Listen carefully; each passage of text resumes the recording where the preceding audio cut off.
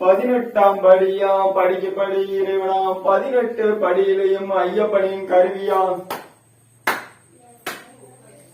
18 படிக்கு மேல் சபரிமலை ஐயப்பனாம் அமர்ந்த நிலையில பல அருள் புரிவாராம் 18 படி தத்துவமும் ஐயப்பன் வாழ்த்தலாம் 18 படி தத்துவமும் ஐயப்பனின் படியிலையாம் 18 படி தத்துவத்தை முறையாக கடைபிடித்து மாலைந்து வருவோருக்கு ஐயப்பனருக்கு கிடைக்குமா 18 படி தத்துவமா அதிகமாக இருந்தாலும் 18 படி தத்துவத்தை சுருக்கமாக சொன்னாராம்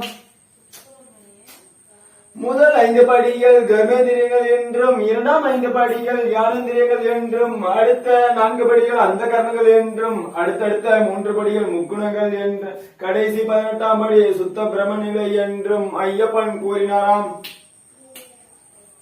18ஆம் படியாம் படிக்க படி இறைவனாம் 18 படியிலேயும் ஐயப்பனின் கருவியாம்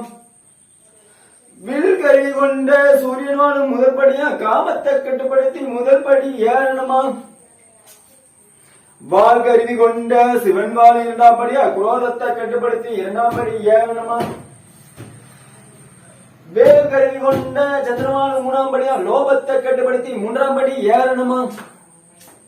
கத கருவி கொண்ட பராசக்தி 4ஆம் படியா மோகத்தை கட்டுப்படுத்தி 4ஆம் படி ஏறணுமா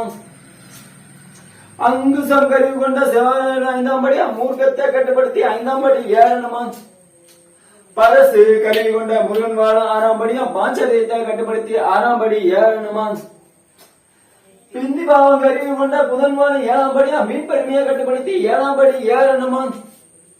பரிசை கருவி கொண்ட விஷ்ணுவாளி 8ஆம் படியா அலங்காரத்தை கட்டுப்படுத்தி 8ஆம் படி ஏறணுமா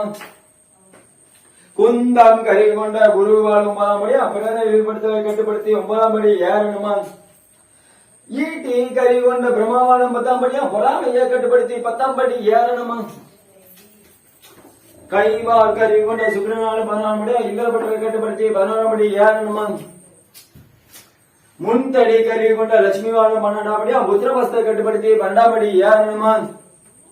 கடுத்தி வை கருவி கொண்ட சனீஸ்வரன் 13ஆம் படியா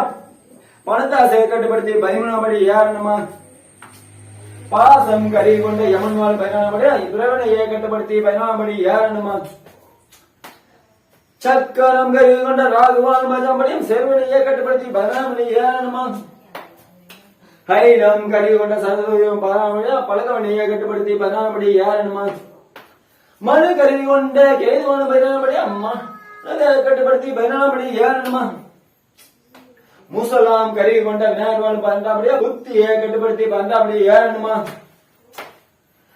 18 படி தத்துவத்தை முறையாக கடைபிடித்து மாலை அணிந்து வருவதற்கு ஐயப்பனுக்கு கிடைக்குமா 18 படி தத்துவத்தை ஐயப்பனின் பக்தனாக ஐயப்பனின் பேர் விளங்க 18 படி தத்துவம் உண்மையாக எடுத்து சொன்ன ஐயப்பனின் பக்தனாக திண்டுக்கல் கோவிந்தராஜ் தமிழாபடி கிராமமே ஓம் சாமியே சரணம் ஓம் சாமியே சரணம் ஓம் சாமியே சரணம் ஐயப்பா.